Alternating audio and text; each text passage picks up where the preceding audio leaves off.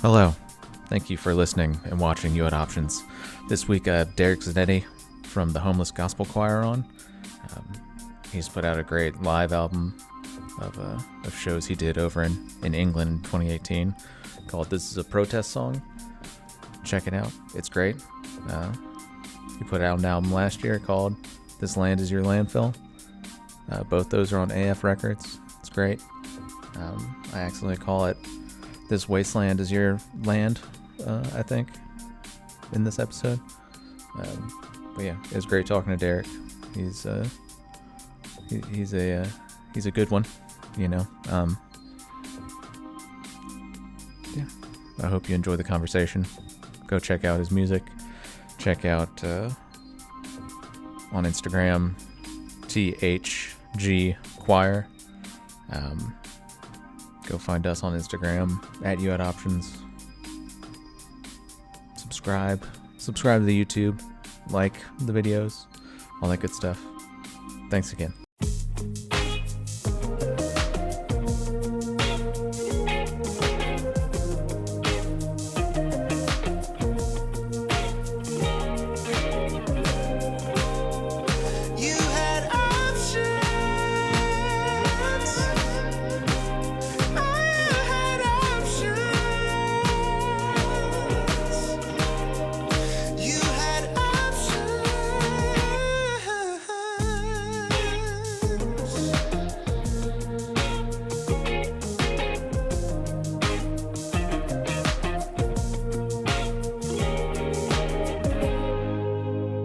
Derek. I consent. Derek, thank you. You consented. Yes. You were doing this podcast. I appreciate you joining me. How are you? Thank you for having me. I am well.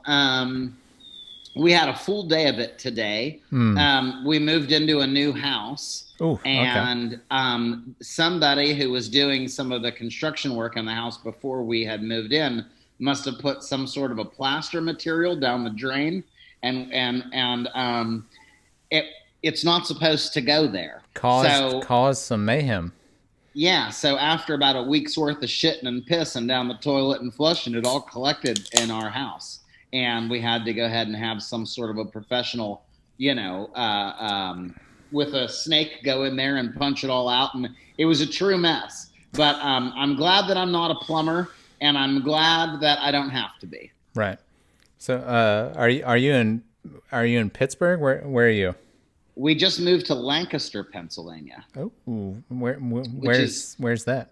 Which is just outside of Philly by about 45, maybe about an hour's worth out of Philly. Are you from Pittsburgh?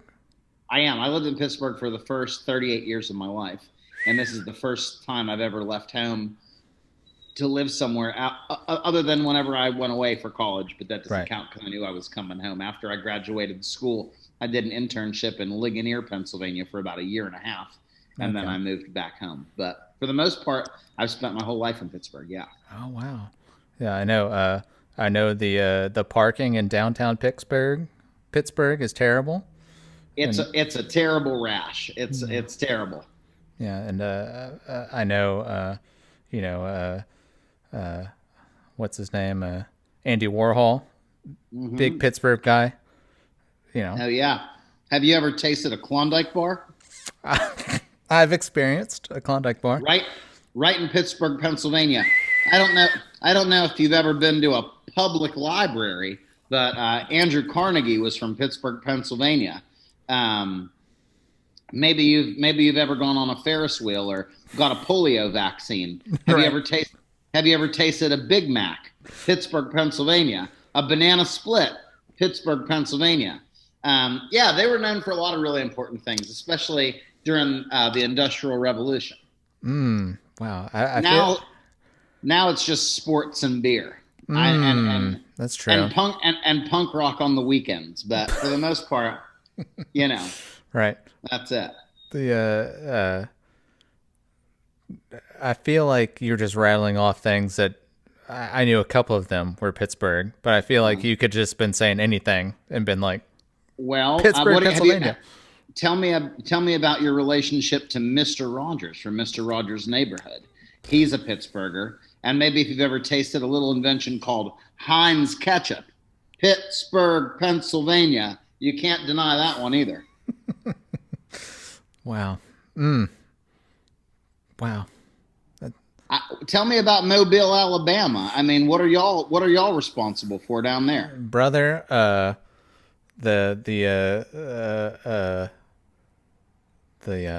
water gun, the super soaker that was invented Oh boy. by a guy Heck yeah. in Mobile. Racism, that's a big thing. Oh boy. I can only From Mobile, Alabama. Our I-10, our interstate, tunnel is named the Wallace Tunnel after, of course, sure, the terrible governor George Wallace, Captain Racism himself. right? So yeah, but there's some nice things here outside of racism. I've been down to Mobile, Alabama, maybe 2 times in my life, and I Really? did like it pretty good. Oh yeah. Yeah. Were you playing shows or? Yeah, I was coming through on tour. I don't remember the name of the place that I played, but I do remember playing Mobile. And then one time we went through Mobile. I want to say for Hurricane Katrina relief that we had spent a little bit of time there. I think it was, if I'm not mistaken, 2005 or 2006. Right. Yeah. 2005 was Katrina, and yeah, we got a little bit of Katrina. Like power was out and water and all that stuff for a week or so. We spent most of our time in Biloxi, Mississippi. Yeah, Mississippi was real bad. Yeah. Listening, I spent a lot of time to prepare for talking to you. I spent a lot of time listening through your albums. And there's a lot of religious stuff undertones that I heard. Did you grow up Catholic? No. Well, I was baptized Catholic, but I was too young to remember that. Right. Yeah. But I was my parents when I was in 1988 when I was about 5. My parents started to go to like a very conservative evangelical right wing church, laying on a hand, speaking in tongues, rolling around on the floor, all that type of mess. Yeah. Pentecostal. Yeah. Very much so. They used to take us out on Saturday mornings to picket at the Planned Parenthood and carry those big gross signs and whatnot. Right, of course. Yeah. Faith healers, passing the basket filled with money to a bunch of poor folk who can't get their fucking teeth fixed. Right. Like that kind of stuff. Yeah. Yeah. Yeah, that's I know what you're talking about. I know a lot of, because I grew up Catholic. I went through through Sunday Bible school, and I got baptized, and then I got the whole spiel. Sure. But yeah, I definitely know there's, especially down here, there's a lot of like Pentecostal Southern Baptist people who are very much just kind of like. It's a hard thing to shake whenever you witness it. You witness it routinely over and over again, especially in your formative years. And they start talking about the devil and hell and sin and forgiveness and the blood of Jesus and that, the whole bit. It starts to drive you fucking crazy, especially thinking that you're a sinner when you're only a child. Like that you're somehow eternally responsible for not eating all your Brussels sprouts or for getting a C in, spelling or something. Right. Yeah. You must bathe in the blood, You have to have it. You need it. Yeah. But yeah, that was a big thing I noticed with your music. And your most recent album you just put out was all live album, right? Yeah, that was a live record that I recorded in the UK in 2018. Right. Yeah. I wanted to because it's called, this is a protest song. Mm-hmm. Yeah. And there's a good like compilation of you saying this is a protest song. Yeah. Like over and over. Yeah. And so I want. Yeah. There's a. Is protest music like? Is that something that you've listened to for a long time, or like what is like your protest guy or Well, protest I person that you mean, go to? everything's political in one way or another, whether Right. we're choosing what type of beer we're going to drink or what kind of cell phone we're going to have, or whether we, drink Coca-Cola or Pepsi, or we listen to Britney Spears or the radio, or get a face tattoo, or any of those things are all political choices. And I think we live in a world, especially today, in the tumultuous political climate that we happen to be in, where like everything's hyper politicized. And like, I think in all of it, there's very little capital T truths being passed around. I think there's a lot of smoke and mirrors on both sides of it that are causing a lot of misinformation. Right. And I've always thought as folk music or protest singers as people who were in it, people who lived a life, then they saw something and they were like, the only way I can be honest with myself about witnessing this, bearing witness to this thing that I saw, is by singing a song about it, whether it's hunger or mental illness or poverty or neglect or any of those type of things that happen in our society. Being able to speak your truth about it and having something to say. I mean, the Beatles already wrote all the best love songs. I think if I would just write a record about Love Me Do, nobody would give a shit because it's been done by somebody way better than me, 50 years ago. Right. The thing about your music, though, I think it's very relatable. It's not like, are you a big like Billy Bragg guy? Oh yeah, for sure. So like, how like, at least for me, sometimes Billy Bragg can go off on something. I'm like, I don't know what the hell you're talking about. He does get very specific at times. I happen to enjoy that, but I can see why other people might be put off by it. Right. Sure. No, I love, all of his like pop songs or whatever, more accessible songs. And so to me, listening to your music, it's more like you have political songs that are accessible, if that makes sense.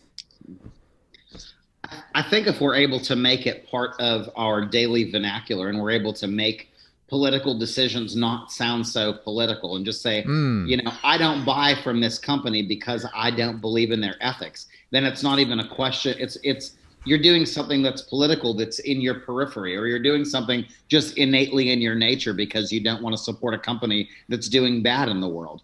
For some people, it's no question whether they're going to eat Chick-fil-A or not. It's not because they don't have the best chicken sandwiches in the world. Of course they do. Those sandwiches are fucking delicious.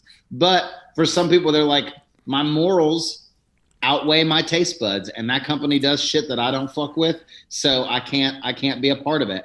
And like, that's a super political thing. We vote with our dollar, and the way that we spend our money, and we validate people who are doing things, whether those things are good or whether those things are bad, by whether we give them our time, our attention, and our resources, our money.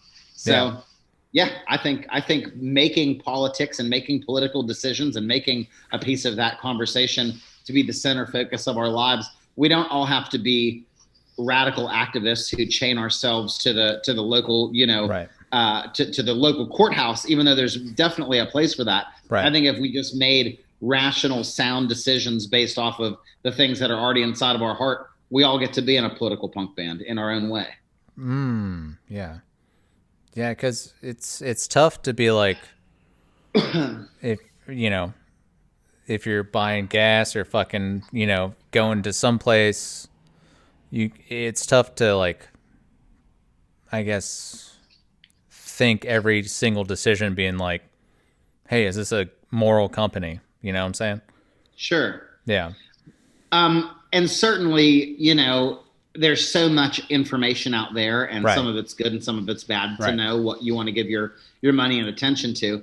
But I just think being aware and conscious of your surroundings and knowing, what's going on. I think for the most part, that information is available to us. And especially if you're giving someplace like a lot of your money, where's that money going? Are there, If you're going to a place where you know that they pay their employees like shit, but you can get a $4 Happy Burger or whatever, would you want to be treated that way? I know I certainly wouldn't. Even so like for me, it's easy to be able to recognize what companies I want to give my money to and which ones I don't. Ask their employees, how are they treated? Is it a good work environment? Do they pay, if you're sick, do they send you to the doctor, or they just send you to the back of the line? Yeah. And I mean, all that information with the internet, it's a fucking no-brainer. All that information is out there on the internet, right? With reviews, with ethical business practices, like all that stuff is, if a company's not being transparent with how they're spending their resources and how they're treating their employees, chances are good they're fucking shitty because they're trying to hide something. Right. Yeah. Yeah. Yeah. But you have to put gas in your car. You have to put gasoline in your vehicle if you want to go on tour, and all the gasoline in the whole world is owned by 3 people. Right. So, I mean, what do? Do you not go on tour? Right. Yeah. It's tough, man. Yeah. Wow. So you just put out the live LP. Yes. Yeah. How has the reception been for that?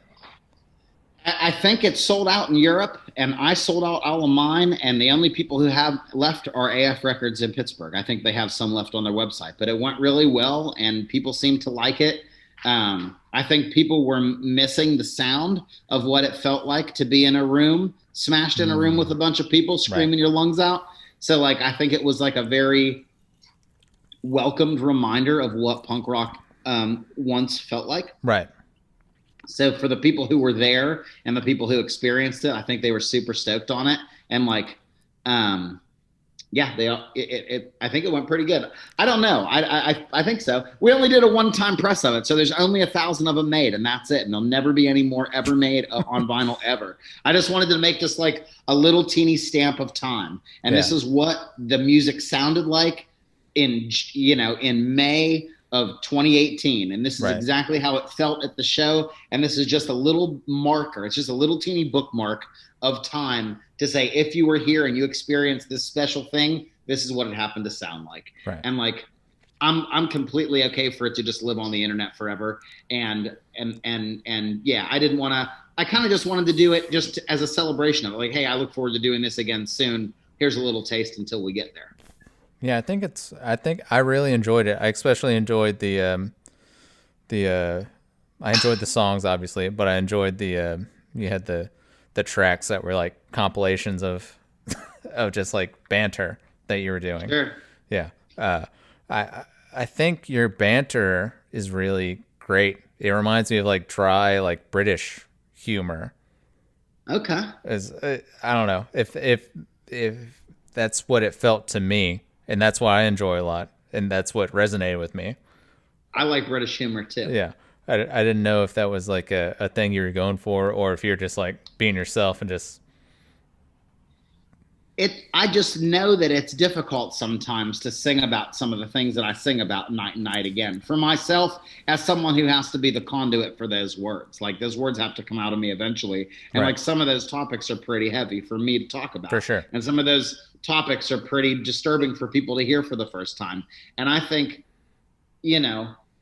offering a good joke in the mix is like a good 1-2 punch. You know what I mean? If it's all heavy, if it's all doom and gloom and despair and no light at the end of the tunnel, and this is what happens when you trust politicians and vote them into office, or whatever you're talking about, and there's no chuckle and there's no wink or no tongue in cheek or no way to like, hey, we're all in this together. I'm not pointing fingers only at you. I'm pointing them at myself too, because I'm a hypocrite and I love to eat Hershey bars or whatever. It makes the conversation welcoming instead of isolating. And I think one thing that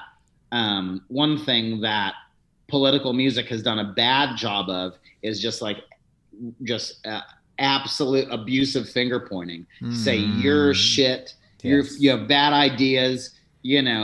If you don't believe like me, then you're this terrible monster of a person, instead of being able to walk somebody through something for the very first time.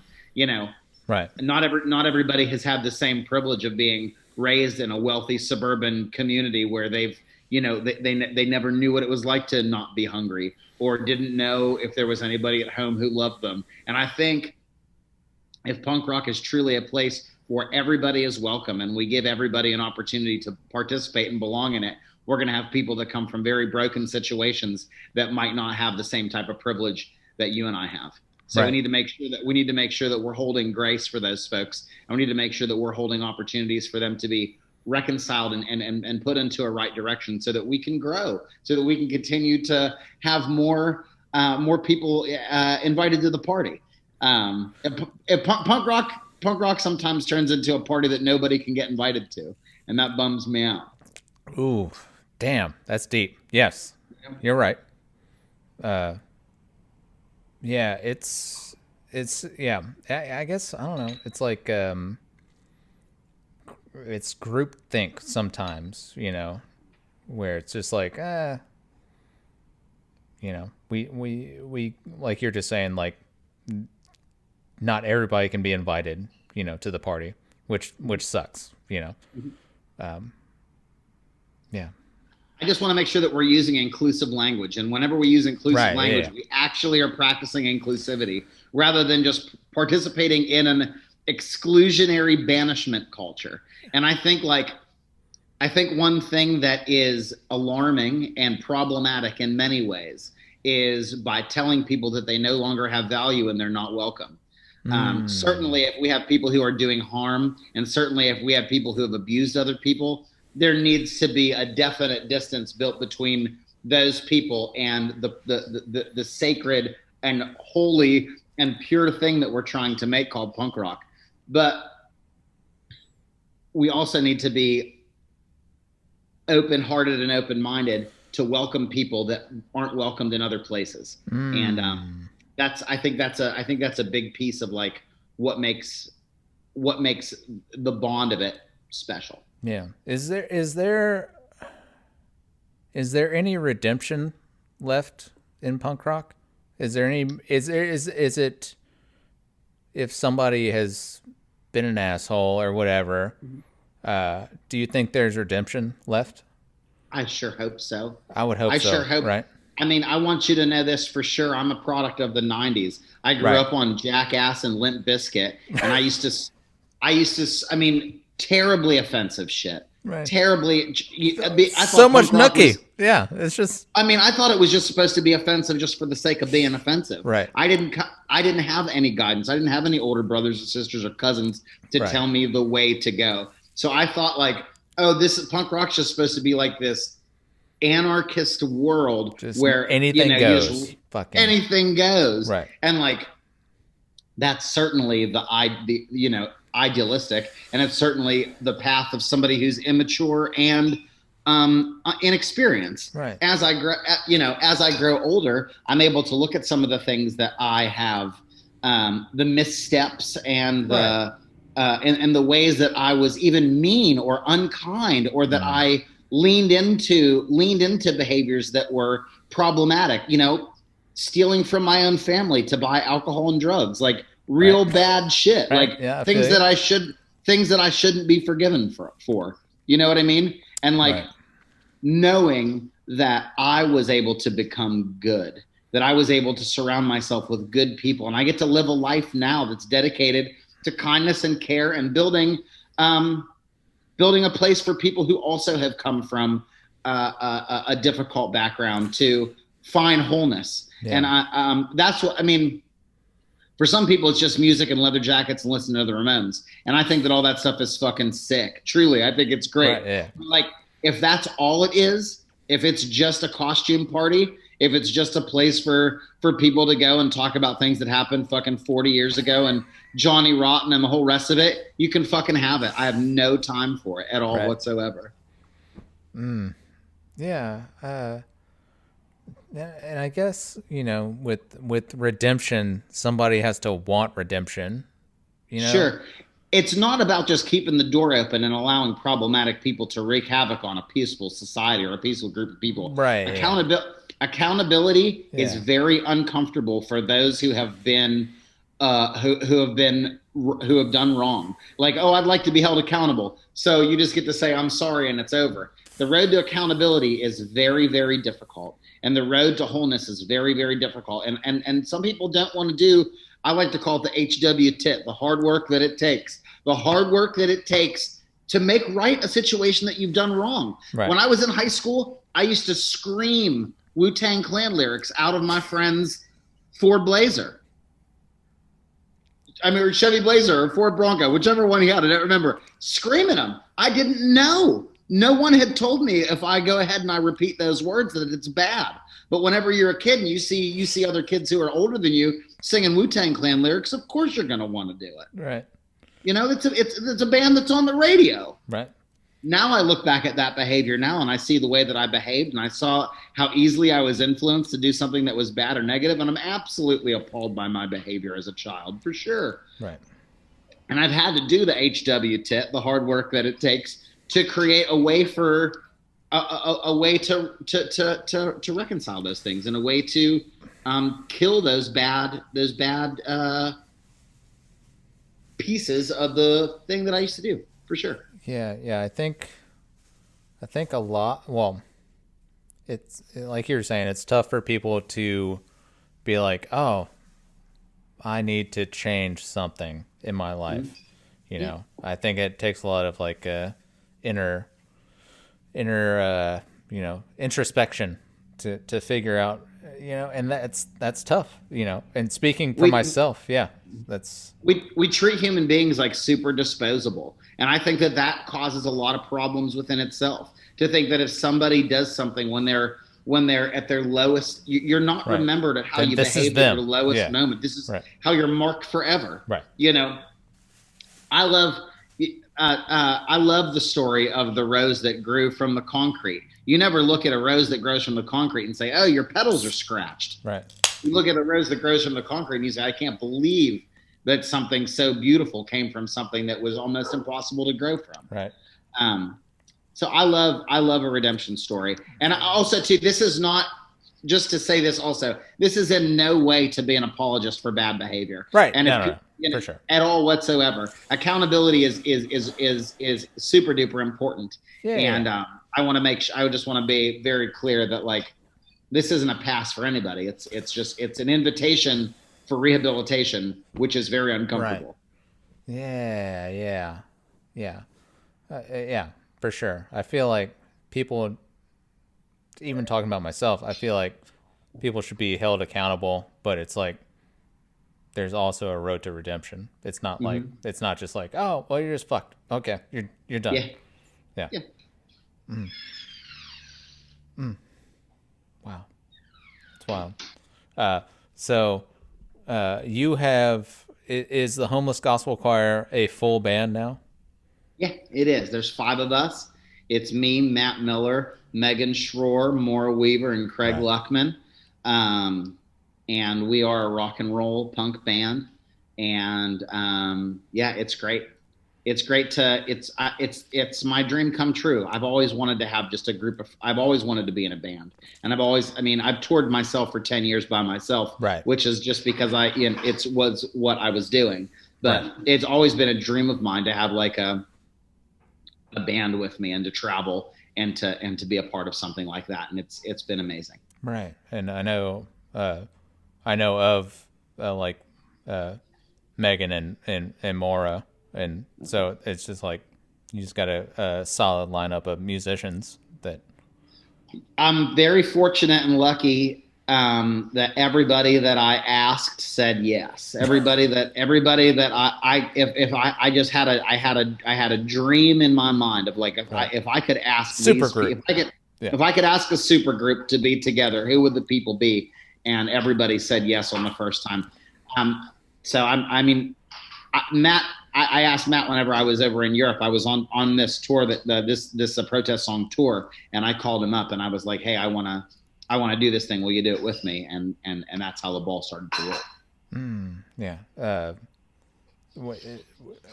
are you going to try and add more people? Like, is I don't the No, I think this is it. I think this would be. I mean, the goal is to always tour as a five piece and just to have the five people in the band. Um, that way we have two guitars, a bass, drummer, and then I can either play guitar or just sing or right. play piano or play any other type of like, weirdo instrument that I can find. Because I was just asking that because it seems like every record you're putting out, there's more instrumentation on every record, Yes. which is very good. I just have been hearing it differently, and I've just been hearing just a bunch of different noises, and I'm just trying to be true to that.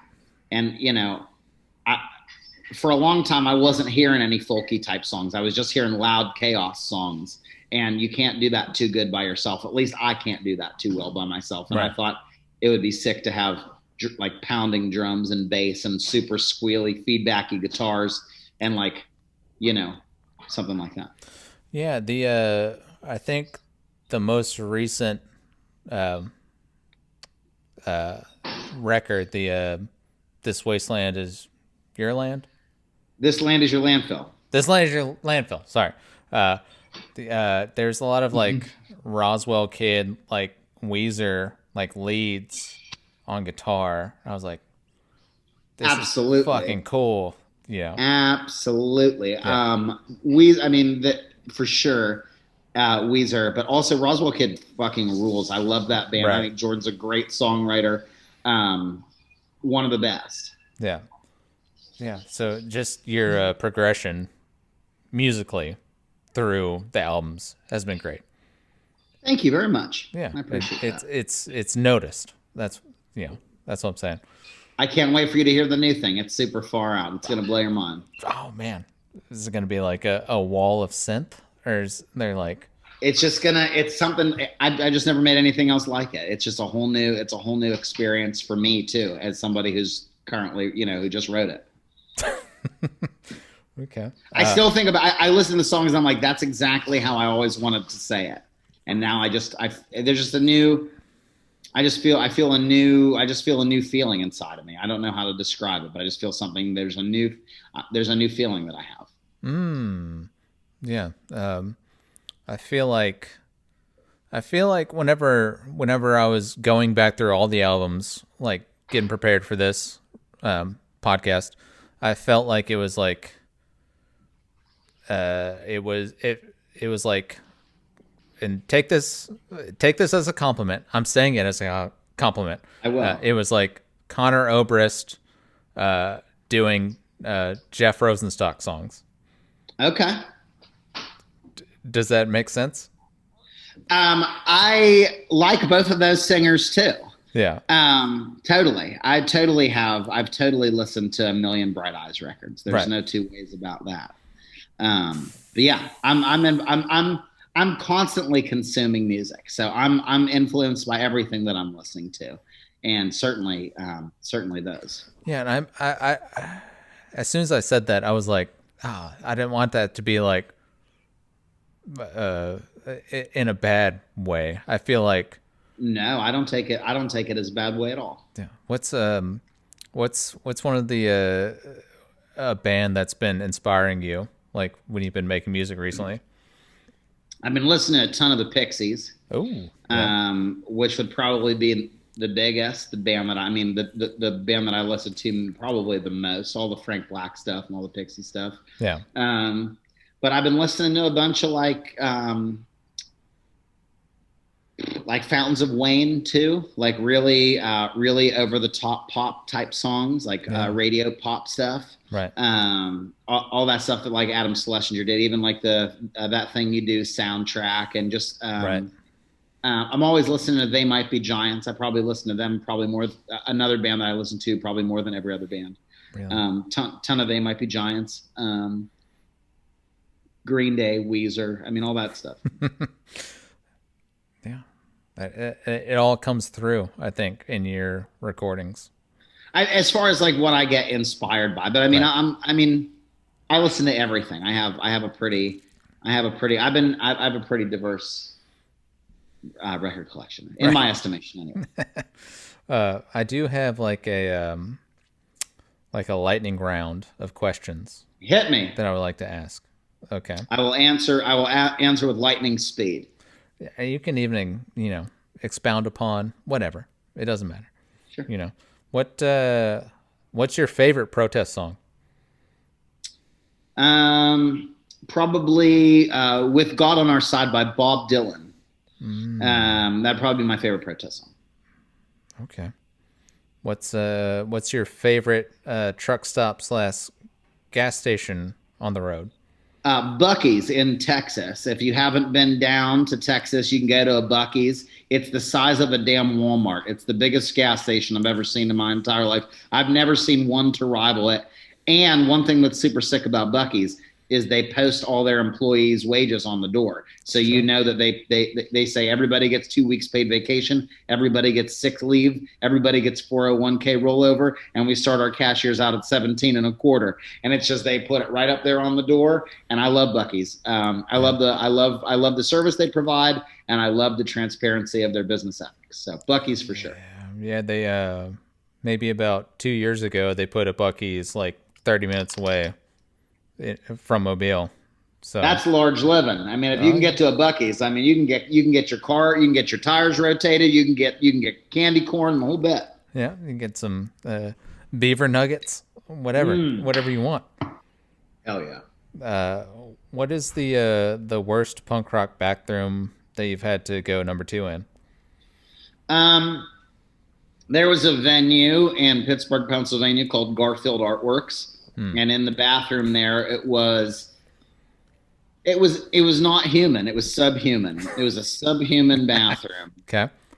And it was gross, and there was always it was terrible. And there wasn't a lock on the door, and there often wasn't toilet paper, and it was the worst. But in some weird way, in some great perverseness in my character, I do miss it. Like that, it's not a venue anymore. Right. I think about going to shows there all the time. And I mean, yes, of course, I have IBS, so I'm going to have to use the bathroom while I'm there.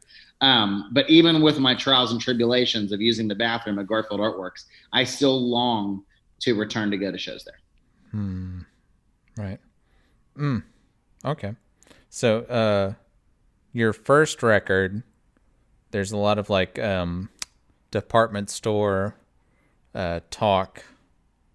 So I want to figure out, like, what was your worst department store / box store childhood memory? My worst childhood memory at a box store. My brother got in trouble for shoplifting at TJ Maxx when we were kids. That was troublesome. We got caught and we had to sit there, and I was driving around the parking lot trying to catch them. Trying to go so they couldn't read my license plates, so I can get him to get in the car. Yeah, it was a time. Did you have a Gayfords? No Gayfords. No, we had excuse me. You're okay. I'm drinking a smoothie and some watermelon went down my throat. Oh, typical. No, we had Kaufman's up here in Pittsburgh. Okay. What was the last tattoo that you had? The last tattoo that I got. Oh, I got have you ever heard of the band The Chariot? Oh yeah. I got a chariot skull on the back of my arm. My friends are in that band, and they were a super important band for me. And I love everybody. I love everybody who was in that band, and I just wanted to get a tattoo of them, so I did.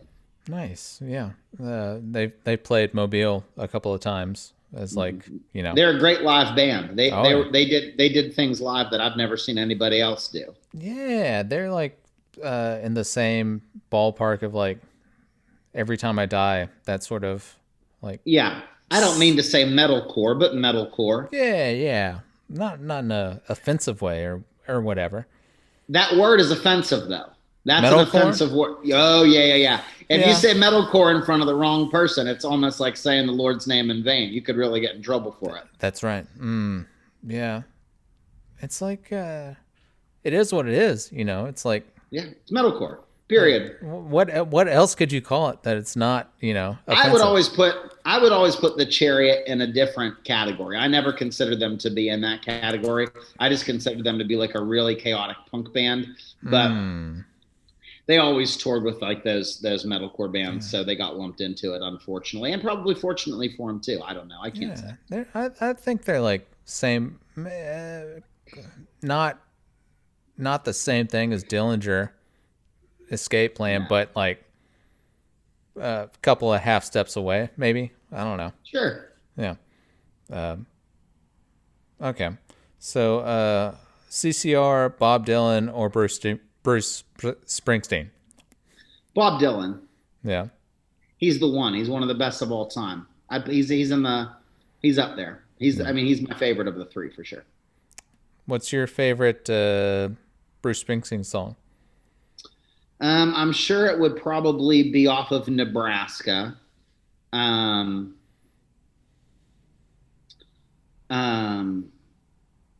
Maybe Atlantic City. Maybe Johnny 99. I'm not sure. I'd have to go back and listen to the whole thing. But something off Nebraska. I'd have to pick one off that album. Nice. It's my favorite. Anyway. Have you ever seen the movie Thunder Road? I sure haven't. No. Ooh, it's good. I did see Bruce Springsteen live once, and it took 3.5 hours to get to the end of the show. And my back hurt from standing in the same spot for so long.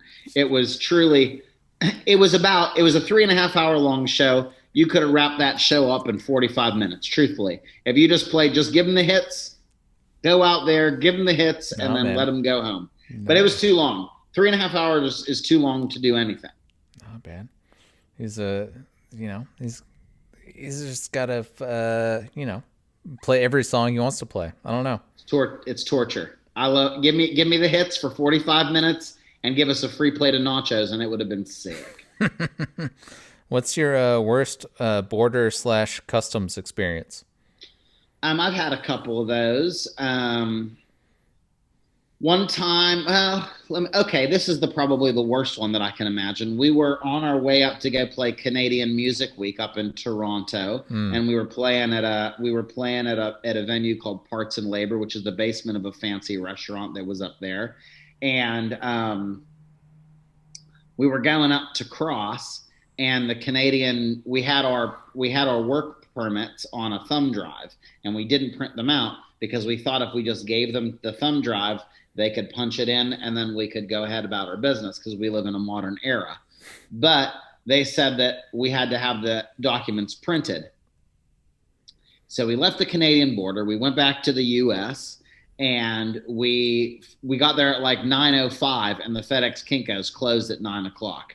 So what we did is we just there's another port half an hour down the road. We'll just go to the other port and try and give them the thumb drive. Right. Well, there's a felony. It's a felony to try two different ports within a certain period of time. It's called port shopping. And we got pinched for port shopping. So they pulled everything out of the van. They asked us a million questions. What are we trying to do in Canada? We said we're musicians. We're going up there to play Canadian Music Week. All of our information is on this thumb drive. We need to give... If you can just put this onto your computer, it'll pull up our passports and all the stuff, and it'll tell you the true deal. And they said, well, we don't have any way to read a thumb drive. So you guys are going to have to go back to Buffalo, get a hotel, stay in the hotel, and then try again once the FedEx Kinko's opens up the next morning. So we go ahead into the hotel, and it's late. It's like 2 o'clock in the morning. We're like the last people. Everybody else there is just absolutely drunk. Right. But we noticed that the kitchen was still open, so we got these buffalo blue cheese cheeseburgers, and we ate them because it was the only thing that we had to eat that whole day. And wouldn't you know it, that the blue cheese that was on that cheeseburger was no good, and it gave us food poisoning. So we finally, the next day, we're not feeling so hot, and we go over into the FedEx Kinko's. We print out the 4 pages that they needed us to print. We go to the border, and they're like, "Oh, it's you again." It was the same crew from the night before. We're like, "Yep, here's the papers." And the thing that really bit your ass is they didn't even look at the damn papers. They were like, "Oh, okay," gave it back to you, and off you were on your way. It was so frustrating. Unfortunately, we weren't food poisoning sick yet. When we got into Hamilton, Ontario, which was about an hour or so from where we were going, Right.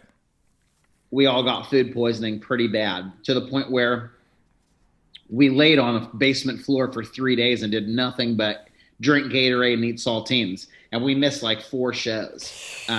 So yeah, that was the Canadian debacle, the first Canadian debacle. But I've had trouble at the Canadian border, I would say maybe like 5 or 6 times. Yeah. Going through Buffalo or going through Detroit? We'll go through Detroit and make it on our way over that way. Go to Windsor, and then we would either cut up through Buffalo, through Erie, or through Vermont. And I've been pinched on every single border crossing there. I've gone to Russia, got right in. I was at the Guatemalan border where 12-year-olds are carrying automatic weapons at the border crossing. No kidding. Oh, come right on in. No worries. Canada, tight as a drum. They're not fucking letting anybody in. Oh man. They ain't got time for it. Yeah. They ain't got no time for it, for sure. Trying to steal this poutine. What are you trying to do? Yeah. I love it. What's your favorite regional beer in the US? I don't drink, but I would probably have to say I like the best is Virgil's root beer. I like a Virgil's root beer is good. They make a really nice nutmeg holiday root beer that I love. So that's my favorite regional beer. Oh, that's good. Are you a seltzer like? Oh yeah, I drink. I get the Aldi brand because it's only $2.60 a case, and I'll buy like 10 cases at a time so that I don't run out. Yeah. But yeah, I'm a soda water person for sure. I have a Costco membership, and so I definitely get pallets of LaCroix and just pound through those. It's hard to say no to. It's delicious. That's true. Oh man, it's refreshing. Makes you feel good. Yeah. What's the most expensive T-shirt that you bought? Most expensive T-shirt that I bought. Shit, I couldn't say. I don't know. I really don't spend a lot of money on clothes, to be truthful with you. My friend Matt, who sings in a band called The Bronx, he made a Nate Dogg rap T-shirt that I bought, and I think that was like $40. So that might have been the most I've ever spent on a T-shirt. Oh, 40. That's but good. I love Nate Dogg and I love The Bronx, so I wanted to buy one and I did. There you go, support. What's your perfect pizza? Extra cheese, onions, and mushrooms, especially if they're canned mushrooms. I like those canned mushrooms. So just cheese and mushrooms? And onions. Yeah. Damn. Okay. Wow. What do you want on your tombstone? I would prefer to just have a natural, I don't necessarily want to be buried in the ground, but if there was just something on the tombstone, I would just probably, just as a nothing. I don't want anything on there. I just want to be either cremated or fed what I really want. If no one's going to watch this, or if no one's going to listen to this, this is what I really want. I'll tell you my big true dark secret.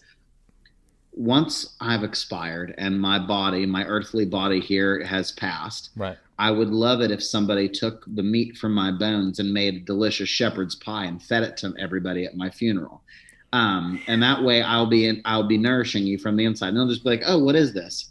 And we don't tell you that it's me until after everybody's had like their fill. You get a really fancy chef. You get somebody who, could really disguise that really sour meat flavor that I'm sure human meat tastes like. My friend Dan Smith actually used to say that all the time, that he just wanted to be baked into a shepherd's pie whenever he died. And I've stolen that whole bit. But yeah, I don't want to be buried, and I don't think I want a tombstone either. Me either. No, I feel the same way. I want to be cremated and just fucking throw me somewhere. I don't know. I didn't ask to be here, and I don't need people 100 years from now trying to remember me. I just want to do I just want to do the things that bring me the most joy and the most peace while I'm here, while Right. trying to be good to other people. And whenever I go, just hopefully that there's good thoughts and there's good memories. But I don't need people to, once I'm dead for 2 or 3 years, it's good to just forget about it and move on with your lives. Right. Yeah. No, I feel that. Yeah. Well, Derek, man, thank you so much. I hope I answered all your questions okay, Michael. I was rambling there for a bit. Hopefully I didn't offend you in any way.